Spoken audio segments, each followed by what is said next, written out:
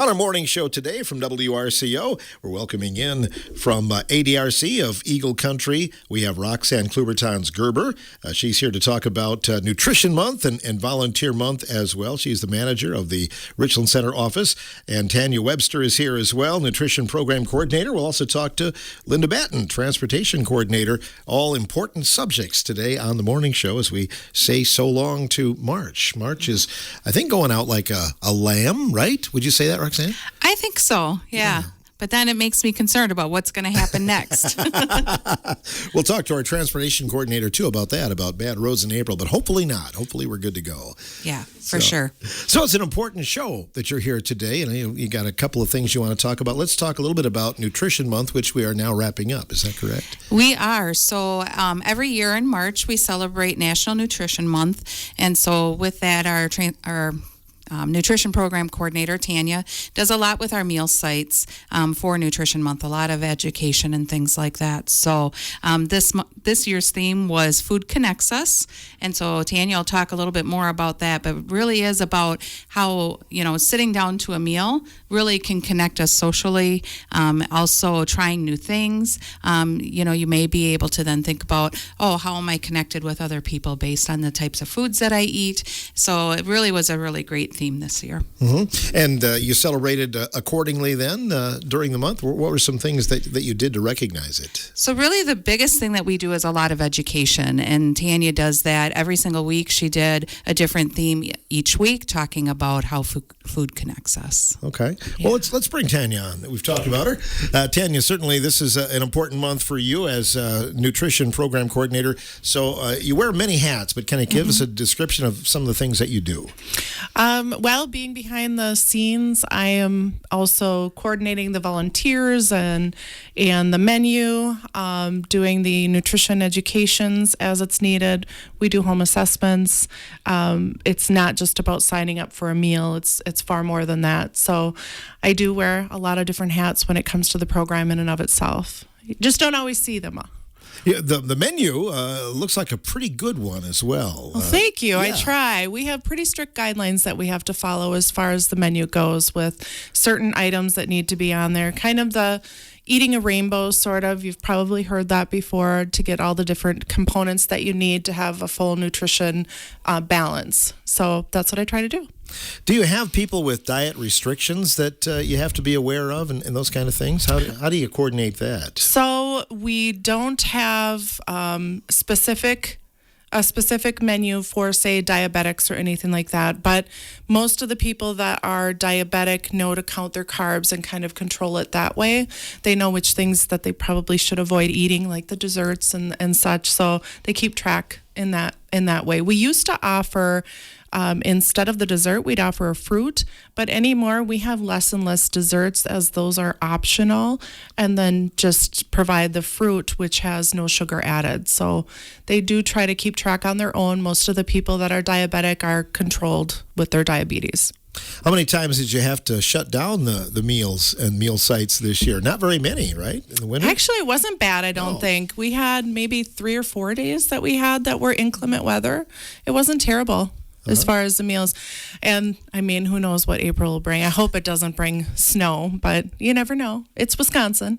How many days a week then do you do all 5 days deliveries? In Richland Center, we have deliveries 5 days a week, but it's not all of the routes. So we use what's called a meal prioritization tool that has been established through the state, and that helps us gauge who is considered high need and who isn't high need. So that helps us give kind of a baseline for how many meals that person may truly need to help them get by. Because our job is to not only have a welfare check on that individual, but also to make sure that they're getting a full balanced meal and that they're getting the eyes on them and, that kind of thing. So we just try to do the best that we can as far as providing those services. So we have Monday, Wednesday, Friday, all the routes go out. Tuesdays and Thursdays, we have those select individuals that met certain criteria, and they're on a special route that would be considered anywhere in the city of Richland Center. And then for weekend meals, do you provide frozen meals as well? We do. Yep. We offer frozen meals for that. And then for the people that weren't considered as high of need, we would supplement with frozens for them as well if they were seeing the need to have them. Mm-hmm. That's a good deal. What are the requirements? How old do you have to be be on the route for delivered meals? So 60 and older, and then eligibility requirements also go with that meal tool. That prioritization tool, again, helps us kind of gauge if that person is really needing the meals and the service for home delivery, or should they maybe go to the congregate dining center and try to get the socialization there. So if there's a way for us to encourage them to go to the congregate dining, we will. But as far as home delivered, that's how we gauge that. So being 60 and older, living in Richland County, and then just establishing the criteria based on the boxes I have to check on my end. So let's say someone during the winter months does not want to get out. Can they have them delivered and then kind of resume going back to the dining center in the spring? Or how does that work? Actually, we have a lot of people that do that. They are very nervous about going out. They're a falls risk. And they will come onto the meals program because of their inability to get out. They would then qualify to receive home delivered. We elect to kind of figure out what they need and to meet their needs in the best way possible. And then they'll come off. They'll call me and say, okay, I feel comfortable getting out again.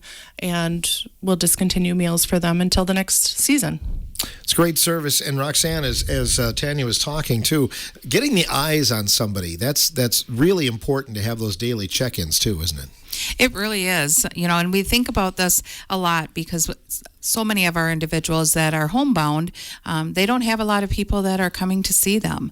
And so sometimes we are the only people that see them every day.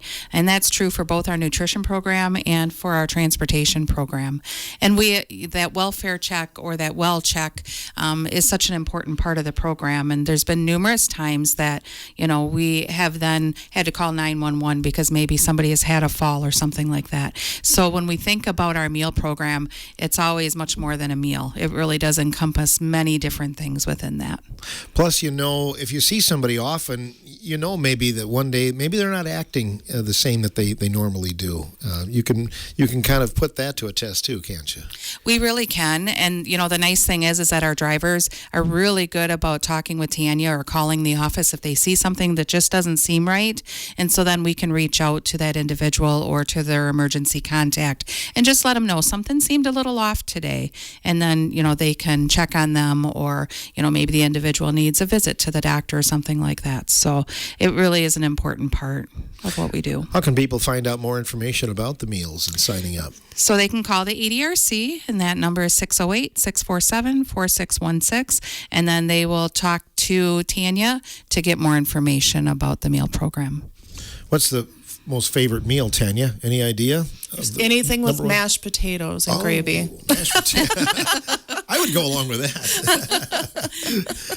Good stuff. And I think, too, and I remember just, from personal experience, my own mother, too, trying to get her over the hump because she's the old farm woman that she wants to cook her own meals and, she's stubborn. And I think once she finally started getting them, it's like, oh, these aren't too bad, If I recall right, she was one of those mashed potatoes and gravy people. Sure she was. But I think, too, our goal is also to make sure that they can stay in their home as long as possible. That's huge for people. So knowing that we can extend their ability to stay home for 2 more years even, that's huge for family. It's reassuring to know that they're getting those welfare checks on their family member or their loved ones. It's a great program, and I've been doing it 11 years, and it's very enriching still for me. What are some things you talked about checking a home? So what are some things that you look for when you go into a home that maybe need to be looked at or, before you can be a part of the program? Yeah. So when we go in for a home visit, sometimes it ends up being an ADRC referral to one of my colleagues because there's other needs that are we notice. Maybe they have, and I'll talk about falls too. If somebody says, well, I'm a risk of falls and they have rugs around, you might talk about those rugs being dangerous dangerous and you may want something else in place of those rugs. If somebody shares with me that they have a really hard time getting up out of their chair, or even going to the restroom and having a hard time getting up off of the toilet, we will talk about the different resources that we have available to help assist them. If they have need power of attorney things put in place, and those aren't established yet, and we're looking at these people have a health condition potentially that could change their life dramatically in a short time, I will refer them or ask if it's okay that I refer them to ADRC to try to get assistance with that and get those established as well. There's a lot of different services that we have available. Housekeeping, trying to have one of my colleagues help with that, or any food assistance or anything like that we can do. The ADRC is there are so many things that they do, the ladies in the office that they do. I can't even cover the cusp of it. No kidding. Yeah, and so many services that I've learned about in the program that I had no idea. I mean, there's so many things there under one roof. Roxanne, it's incredible. It is. That's why the ADRC is called No Wrong Door, right? Because we do have so many resources available. And if it's something that we don't provide or we don't know about, we will look until we can find something for that individual. So we have a lot of information about a lot of different things. And we get some really just strange requests. Sometimes maybe it's something, for a pet, or, somebody wondering about a resource in another county. We had somebody call about, resources in Tennessee one time. And so our staff just sat down and started looking, because it was to help that individual that lived here in Richland County. So we just get the strangest calls, and then people are always amazed that, oh, you actually have an answer for me. So we always tell people, if you're not sure, just feel free to give us a call. So I wonder if you get a home assessment and maybe you need like handrails in the bathroom or in the shower, do you have somebody available that can advise or put them up, or how does that work? So we don't have somebody that goes out and does it. So we do have some different grant programs that might be able to pay for some of that, or we have resources for individuals that could go out and do it. We'd make a referral to that individual. So we have a lot of different information about different providers in the area as well. So then we can connect people. We do a lot of referrals for like the emergency response systems, like the life alert buttons, things like that. So we get them connected with the individual, so that way they can provide that service. And you do have life alert buttons through your programs as well, right? We don't actually have that in our program.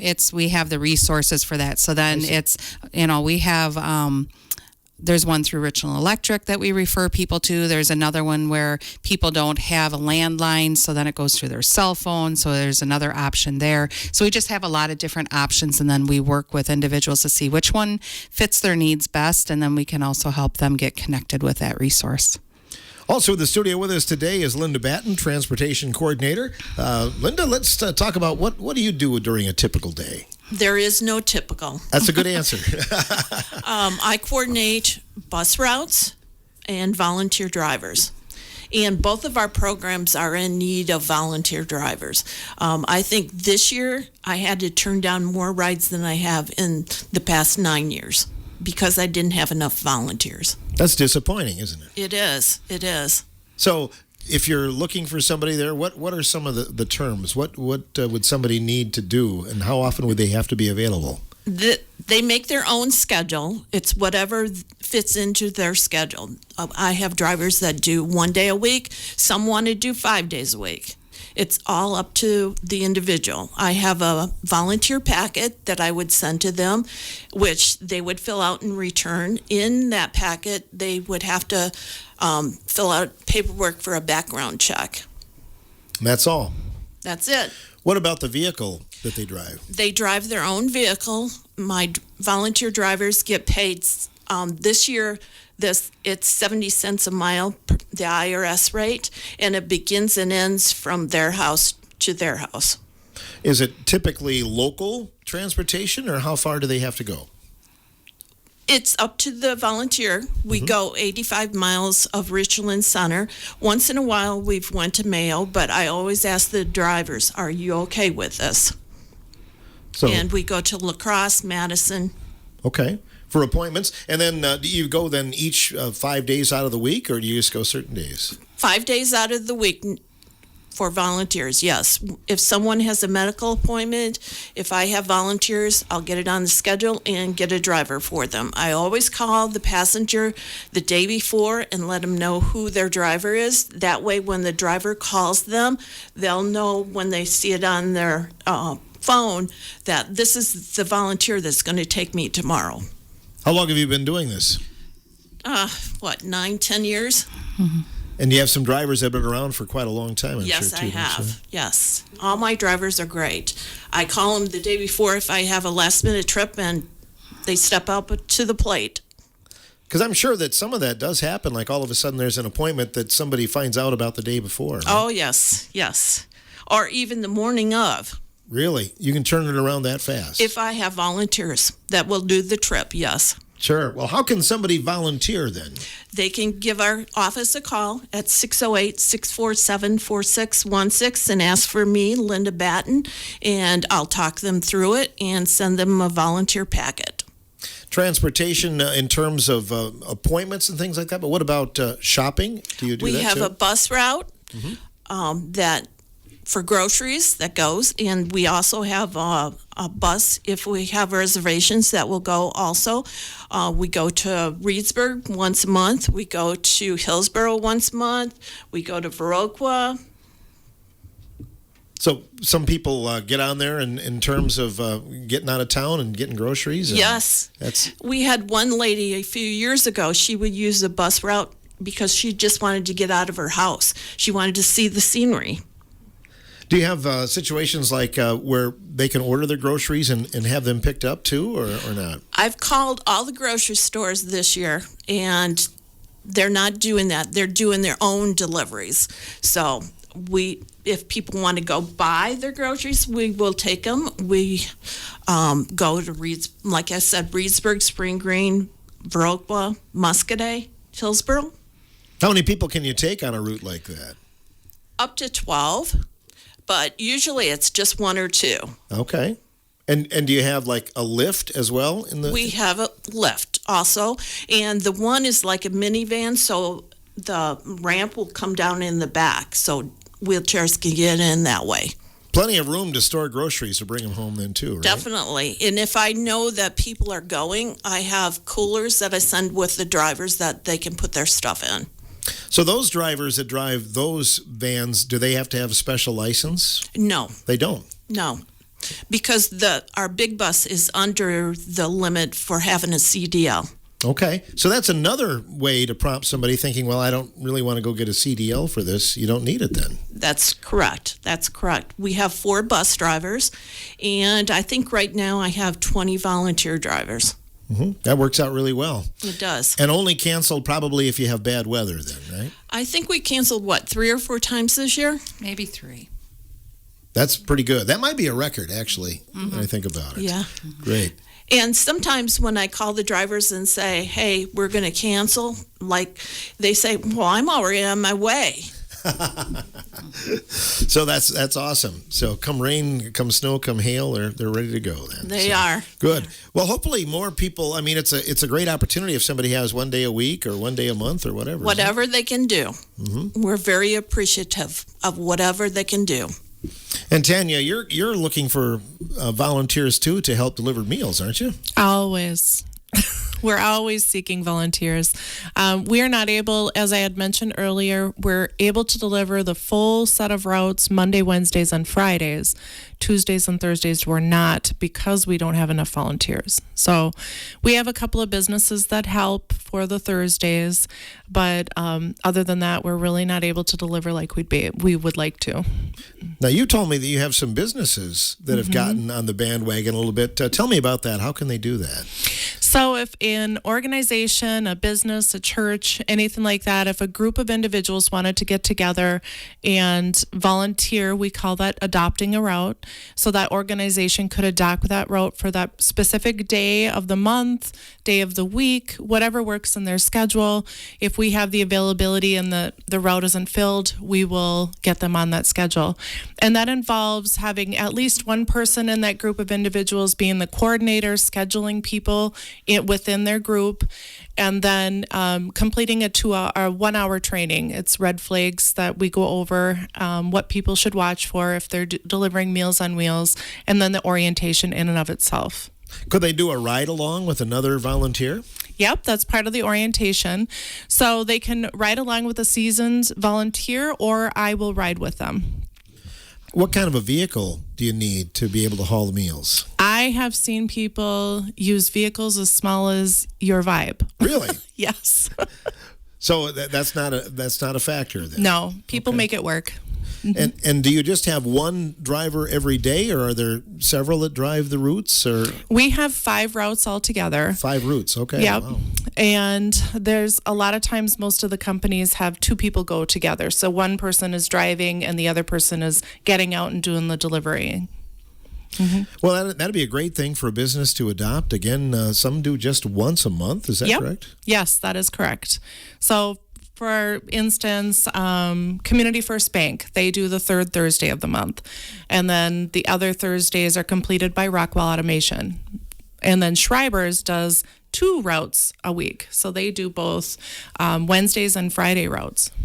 Once you get the route down and where everybody is and what door you should go to and everything, it's probably easier the second time, isn't it? Yeah, I've had people say, "Could you ride with me a couple of times?" Absolutely. It's all in getting comfortable with it, and once you've kind of gotten comfortable, I do try to do my best to make sure people know a new person is coming on, because that does alter the route a little bit, and sometimes we do have to fluctuate the routes to make it spread out a little bit further instead of having all the bulk on one route. But it varies so often from season to season too. Like right now, we already see a big drop in deliveries. But then as soon as fall hits and that cold weather hits, people are calling saying, "I think I'm ready to have meals again for the winter." It's a good job for a semi or maybe a retired person, isn't it? It is. I think the struggle is that people are working so much later in life that it's harder to find those people that are retiring or semi-retired that are available like they would normally. So I think that's been the biggest struggle. So finding companies, businesses, organizations, churches, anything like that would be a great way, like WRCO. Yeah, we may have to get on the bandwagon now that you've called us out on the air. Yeah. Sounds like a good thing to get behind. And how can we do that, Tanya? You would call the same number, so 608-647-4616, and ask for myself, Tanya Webster, and then I'll get you a packet. We can do a group orientation for your organization or individual, and I can do it virtual or on-site, whichever works best. What do you do if you have a coworker, let's say, we'll just call him Henry, and he starts eating the meals on the way? I mean, that's a no-no, right? Oh, that's a no-no. We'd have to make sure that person's on a test tray day, then they could eat the last meal. Okay. We'll have more coming up about ADRC of Eagle Country in just a moment on The Morning Show.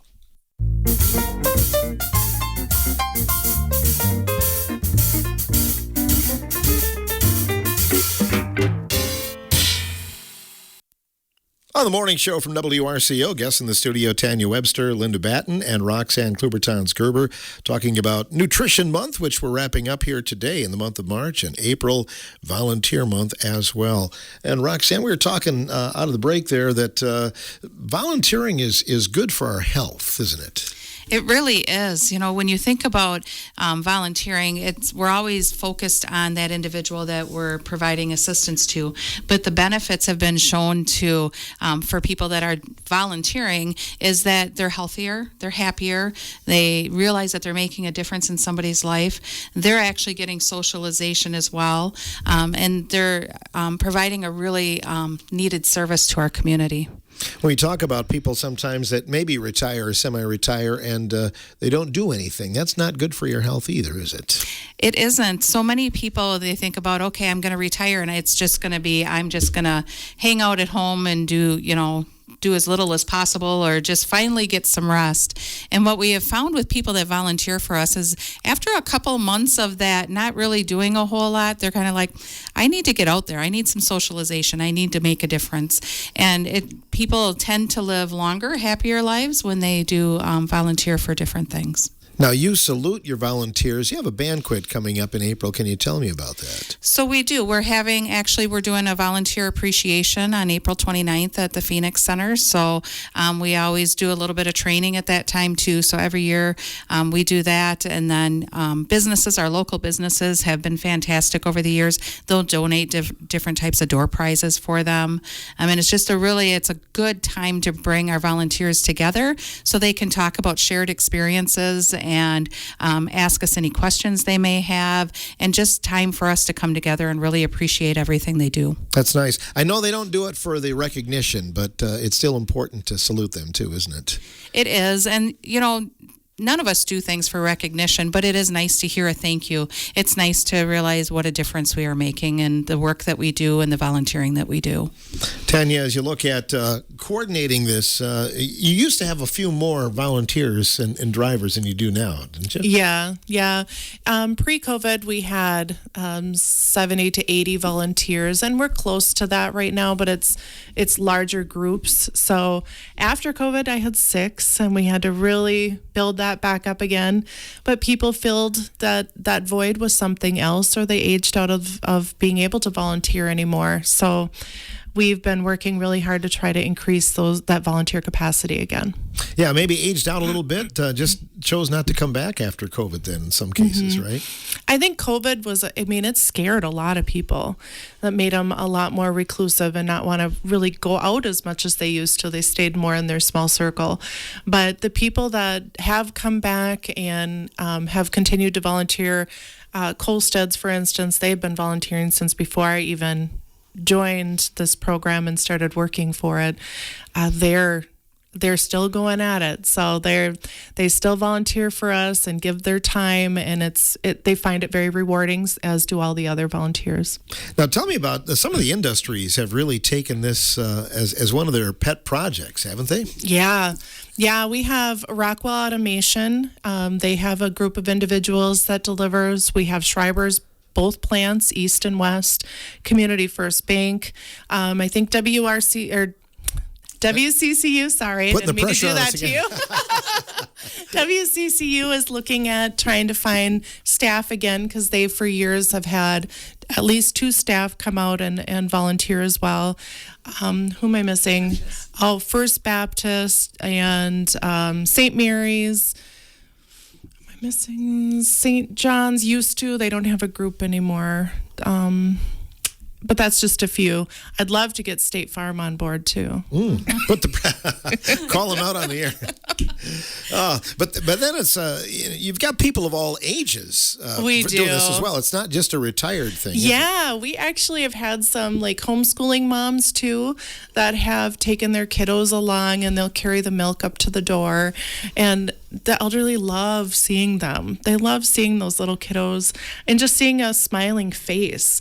It's interesting because they know who the Schreiber's people are, because they're all wearing their white suits. And they'll say, "Oh, we love those people that wear the white suits, whoever those are. We love them." So I hear really great things about all of our volunteers.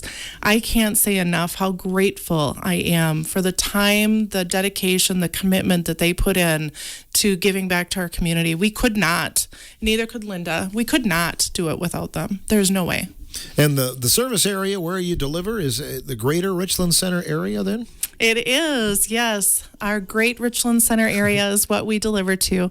We would like to, at some point in time, expand to somebody that might be interested in volunteering in the Rockbridge area or even Lone Rock area.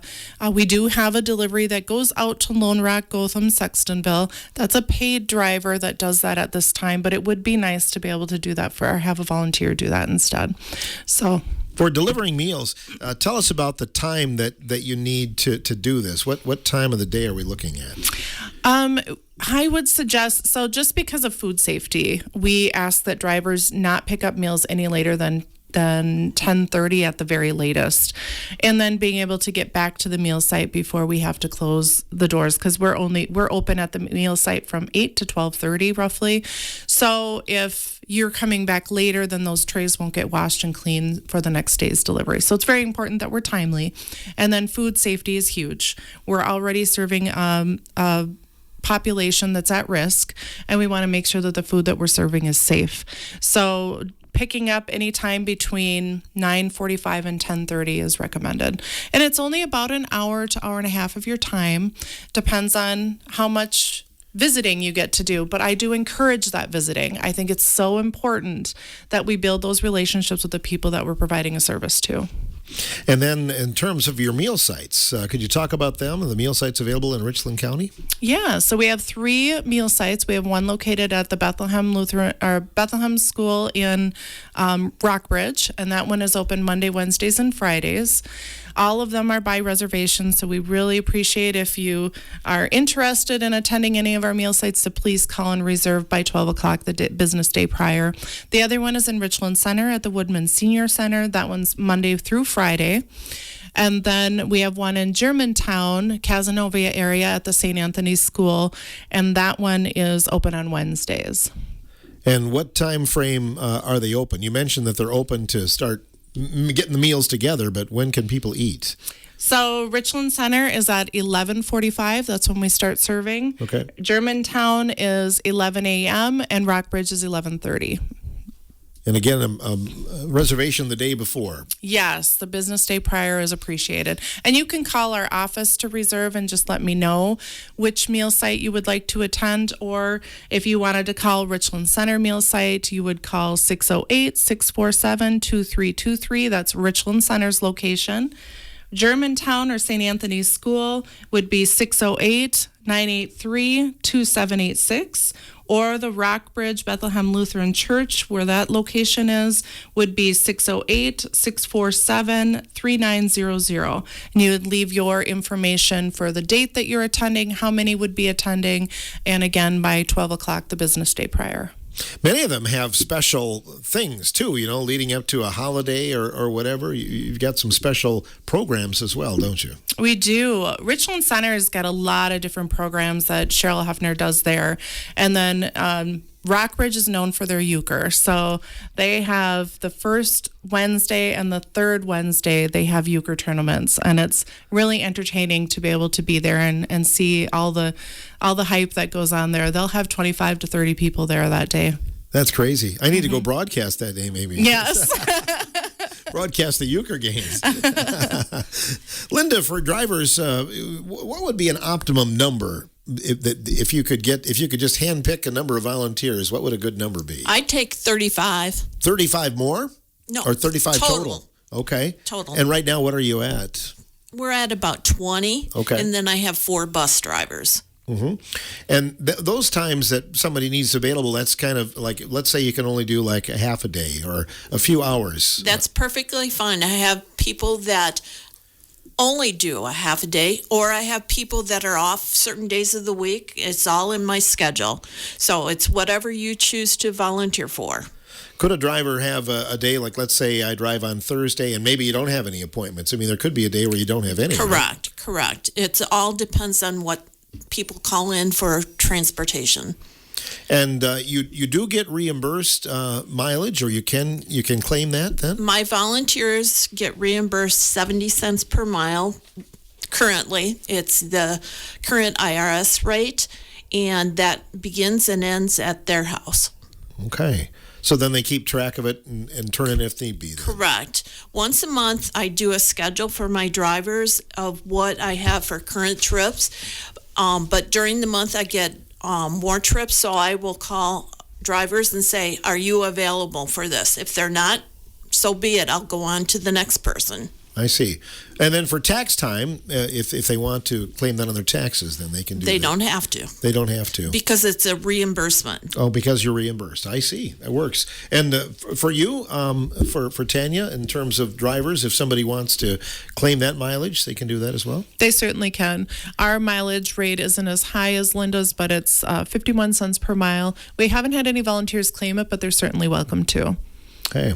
Volunteer month coming up in April. And Roxanne, some things coming up in April. There are some other things that you guys are going to be recognizing and celebrating, aren't there? So we're working on National Volunteer Month, and then in May we have Older Americans Act Month and ADRC Month. So I'm currently working with Simon's Recreation. We do a 3K, 5K. That'll be coming up May 22nd. So we're working on getting that all set up and for people to be able to register and get signed up for that. So for that one, individuals that are over 60 are free, and if they sign up by the cutoff date, which I don't have that yet, but they get a free shirt. And then kids that are 11 and under are also free. So so we're looking forward to getting that set up and going. Simon's Recreation, we have a really unique relationship. It's not seen much across the state, but we've partnered with them for our Older Americans Act funding for our health promotion programs. And so through Simon's, if you're 60 and older, you can also take different classes that are supported by the ADRC. So there's Tai Chi, there's Strong Bodies, and a couple of other classes as well. So we've been partnering together for about 15 years now, and that has just blossomed and grown. And it's just really great to be able to get out there and provide those programs. Simon's actually, they do one class for us in Muscadet, one out in Lafarge, and then one in Richland Center. They provide them at those 3 locations. And we actually just went out to Lloyd Community Center last week just to see the space and talk about ADRC services. And it's just a really great option for a place to do things. And so I was talking with Mike at Simon's about, maybe there could be a potential of doing some things out in Lloyd as well. I went to first grade there, so I know the building real well. There you go. So interesting, and I think we talked about driving or delivering meals or whatever. Are there some other ways that people can volunteer through ADRC? There are. So we also have our benefit specialists that assist people with finding plans for their Medicare Part D for open enrollment in the fall. And so we're always looking for individuals to be able to help through that process. It's a very busy time of year, so we help people do their plan finders. And then we also can have volunteers that can do what's called Medicare Minutes. So they get different information provided to them about Medicare, and then they can go out and talk to different groups. We all go out and talk about, different things within our programs, but then also talk about those volunteer opportunities too. As we think about volunteering, it's not just those individuals like Linda and Tanya said that are retiring, which retirees are great. We have a lot of retirees that do volunteer for us, but also those moms in the summer or, people that have, maybe they work second shift and maybe they'd like to be able to deliver meals during the day, or maybe, they work part-time, and so then that frees them up to be able to volunteer a little bit and do some volunteer driving and things like that. So all of our programs are extremely flexible. So it really is about what works into your life and what works into your schedule, and also being able to provide a service to somebody. That can be a daunting task, signing up for Medicare and all of those things as well, and that's nice that you're able to provide that help. It can, and it seems to be getting more complex as time goes on, with a lot of changes coming our way through Social Security. We're seeing a lot of different changes happen, and so it seems to be making things a little bit more confusing right now. And so our staff, keep up to what are those changes and how can they help people navigate those systems. Yeah, there's a lot of talk in the news about maybe cutting back on some of those programs, and hopefully that doesn't happen, right? Right. Yep. That would definitely be devastating to all of our programs. We do receive quite a bit of state and federal funding related to those Older Americans Act programs. Certainly needed in Richland County. What's the breakdown in terms of 60 and older? Do you know what that is? So 60 and older, I believe right now we're at 31% of our community, and I believe we are, if I remember correctly, we will be at about 40% by 2035. So our community continues to get older, so we're going to continue to need volunteers, and we're going to continue to need these programs to assist people. Aging baby boomers right now, right? That's right. That's right. Anything else any of you would like to add today that we didn't talk about? No, I just really encourage people to reach out if they're interested in driving. And even if you're not sure, you could do a ride along with somebody. We have done that in the past. Sometimes people are like, I'm not real sure if I want to do this. It's scary for sure. But then we have really great volunteers that are more than happy to have people ride along with them and just see what it's all about. Yeah. You probably could take somebody that, okay, I don't drive or whatever, but I could certainly get out of the car and help deliver a meal too. Yeah, absolutely. If they wanted to pair up with another individual, we could certainly use that volunteer. And there's opportunities too at the meal site itself. So if they wanted to help just with packaging meals, or if they don't mind doing dishes or wiping tables or bags or other odd and end jobs that are needed to keep the program running, that's also welcome. So you have to, when you have the containers and they're brought back, then you have to wash them for the next ride. Then, We don't do. you? We wash, rinse, and sanitize everything. So that's a daily occurrence too. Then It is. It is. It's a very big job. keeps people busy back at the home base too. It sure does. Yeah. Sure does. Very good. Well, it's been very useful information today. So thanks for coming in, ladies. Thanks for you. having us. We appreciate it. Roxanne Klubertons-Gerber, along with Tanya Webster and Linda Batten. And for any of these questions, you can direct them to ADRC of Eagle Country right here in Richland Center at their Richland Center office.